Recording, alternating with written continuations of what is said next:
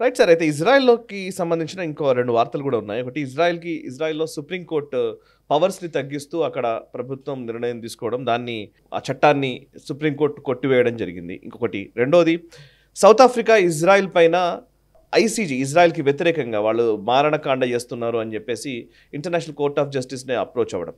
Israel పైన ఒకవైపు దాడులు, ఇజ్రాయెల్‌ని ఇంకా ఐసోలేట్ చేసే ప్రయత్నాలు, ఇజ్రాయెల్‌ని ప్రపంచ సమాజం ముందు దోషిగా చూపించే ప్రయత్నాలు ఒకవైపు జరుగుతూనే ఉన్నాయి.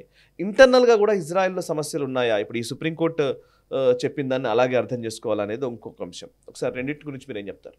ఇంటర్నల్గా చాలా ప్రాబ్లమ్స్ ఉన్నాయి ఇజ్రాయెల్కి. ఏదో ఇప్పుడు ఇంకా కొంచెం యుద్ధం రావడం వల్ల కొంత సద్దుమణిగినాయి, పాజ్ వచ్చింది అంతేనా? ఇంత మాట్లాడుకున్నాం, పాజ్ లాంటిదే ఉంది. ఎందుకంటే ఇప్పుడు యుద్ధం జరుగుతున్నప్పుడు మీరు నేతృత్వాన్ని మార్చరు, అందుకని ఆగున్నారు. అక్కడ పార్టీ చేసుకుంటున్న వాళ్ళ మీద దాడులు జరిగాయి కదా, అక్కడ ఇజ్రాయెల్లో పార్టీ చేసుకుంటున్న వాళ్ళ మీద దాడులు జరిపి వాళ్ళు చాలామంది చంపి కిడ్నాప్ చేశారు కదా, వాళ్ళందరూ ఇజ్రాయెల్ ప్రభుత్వం మీద, ఐడిఎఫ్ మీద, మొసాడ్ మీద కేసులు వేస్తున్నారు. మాకు కాంపెన్సేషన్ ఇవ్వాలి మీరు అని వాళ్ళ మీద కేసులు వేస్తున్నారు. రెండవది, సుప్రీంకోర్టు యొక్క పవర్స్ని తగ్గించే దిశగా వీళ్ళు ఒక చట్టం తీసుకొచ్చారు. అంటే పెద్దగా తగ్గించలేదు, బట్ ఒకవేళ పార్లమెంట్ కనుక ఫుల్ మెజారిటీ తోటి పాస్ చేస్తే ఆ చట్టాన్ని మీరు కొట్టేయడానికి వీలు లేదు అని దాంట్లో అమెండ్మెంట్ తీసుకొచ్చారు. దాంట్లో నాకేం తప్పు కనిపించట్లేదు, ఎందుకంటే ప్రజలతోటి ఎన్నుకోబడ్డటువంటి ప్రతినిధులు వాళ్ళు, చట్టాలు చేసే అధికారం వాళ్లకున్నది.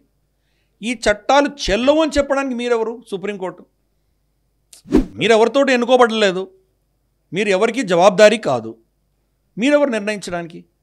మన దేశంలో కూడా అదే పరిస్థితి కదా, భారతదేశంలో అదే పరిస్థితి కదా. మనకు ఎన్జేఏసీ, నేషనల్ జ్యుడిషియల్ కమిషన్ ఏదైతే ఉందో, మన పార్లమెంట్ పాస్ చేస్తే కొట్టిపడేసింది సుప్రీంకోర్టు. ఆ కొలీజియంని పట్టుకొని వేలాడుతున్నారు.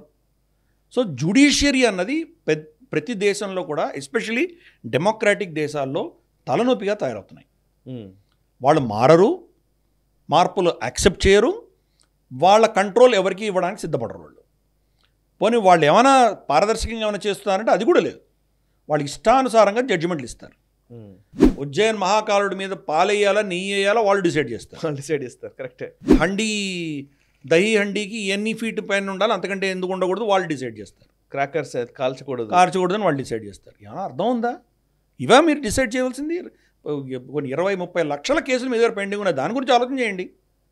ఇవా మీకు అవసరం? మీకు సో ఇది మన ప్రాబ్లం. జ్యుడిషియరీ అన్నది వాళ్ళు వేరే లోకంలో ఉన్నారు, వాళ్ళ ఆలోచన దృక్పథమే వేరే. ఇజ్రాయెల్లో అదే పరిస్థితి. ప్రతి డిపార్ట్మెంట్లో ఒక లీగల్ ఆఫీసర్ కూర్చుంటాడు. వీళ్ళు ఏం అడ్మినిస్ట్రేటివ్ డెసిషన్ తీసుకున్నా కానీ దాన్ని ముందు సాగనివ్వకుండా ఆపుతున్నారు వాళ్ళు. అందుకని బెంజమిన్ నెతన్యాహు మీద భయంకరమైన ప్రెషర్ ఉంది.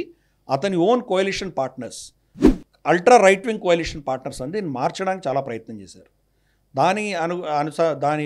వాళ్ళ యొక్క సపోర్ట్ తోటే ఈ చట్టం తీసుకొచ్చాడు ఆయన. ఆ చట్టాన్ని మళ్ళీ సుప్రీంకోర్టు కొట్టేసింది. దీన్ని ఎలా ట్యాకిల్ చేయాలో మరి డెమోక్రసీస్ అన్ని నిర్ణయించుకోవాలి.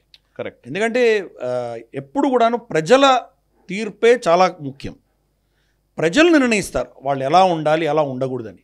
రేపటి రోజు సపోజ్ ఏదైనా ఒక పార్టీ ఈ దేశంలో, మేము ఈ దేశాన్ని హిందూ రాష్ట్రం కింద డిక్లేర్ చేయదలుచుకున్నామని వాళ్ళు మేనిఫెస్టోలో పెట్టి ఎలక్షన్కి వెళ్ళి ఫుల్ మెజారిటీ వస్తే, వాళ్ళు రేపు పార్లమెంట్లో వాళ్ళ చట్టం తీసుకొస్తే సుప్రీంకోర్టు కొట్టేస్తుంది.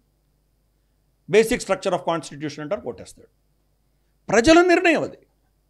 ప్రజల నిర్ణయాన్ని నువ్వు ఎందుకు కాదంటున్నావు? ఇది పెద్ద ప్రాబ్లం. ఇజ్రాయెల్లో కూడా అదే ప్రాబ్లం ఉంది. ఓకే, బెంజమిన్ నెతన్యాహును దిగిపోవాలి, ఆయన దించేయాలన్న ప్రయత్నాలు జరుగుతున్నాయి. బహుశా ఇప్పుడు హమాస్ ఈ యుద్ధం అయిపోయిన తర్వాత ఆయన దించేస్తారు. మరి ఆయన మళ్ళీ ఏదైనా మేనేజ్ చేసి సర్వైవ్ అవ్వగలడో లేదో చూడాలి మనం. ఇప్పటికైతే ఆయన ప్రైమ్ మినిస్టర్గా ఉండే అవకాశాలు నాకైతే కనిపించట్లేదు. ఓకే. దెన్ సౌత్ ఆఫ్రికా గురించి మనం అనుకున్నాము. సౌత్ ఆఫ్రికా ముందు నుంచి కూడా చాలా ఫనీ బిహేవియర్ వాళ్ళది.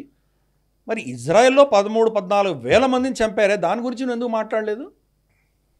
మరి దానికి సంబంధించి గాజా హమాస్కి సంబంధించి మీరు ఇంటర్నేషనల్ కోర్ట్ ఆఫ్ జస్టిస్కి ఎందుకు వెళ్ళలేదు?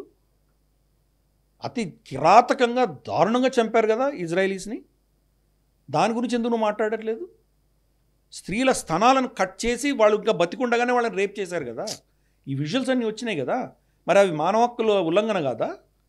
గాజా మీద అటాక్ చేస్తేనే మానవ హక్కుల ఉల్లంఘన.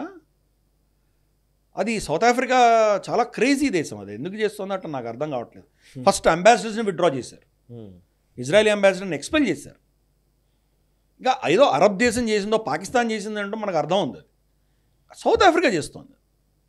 అంత మూర్ఖపు దేశం, దానికి అంతకంటే నేనేం చెప్పను. నేను అంటే ఏకపక్షంగా మీరు తప్పులు చూస్తే కనుక చాలా తప్పది.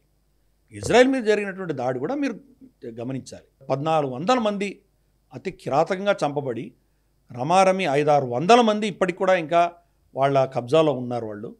ఇటువంటి పరిస్థితుల్లో మరి ఇజ్రాయెల్ ఏం చేస్తుంది? చేతులు కట్టుకుని కూర్చుంటుందా? స్కూళ్ళల్లో, కాలేజీల్లో, మాస్కుల్లో, హాస్పిటల్స్లో వీళ్ళలో అంతా టెర్రరిస్టులు దాచుకుంటే మరి అటాక్ చేయకుండా ఉంటారు వాళ్ళు.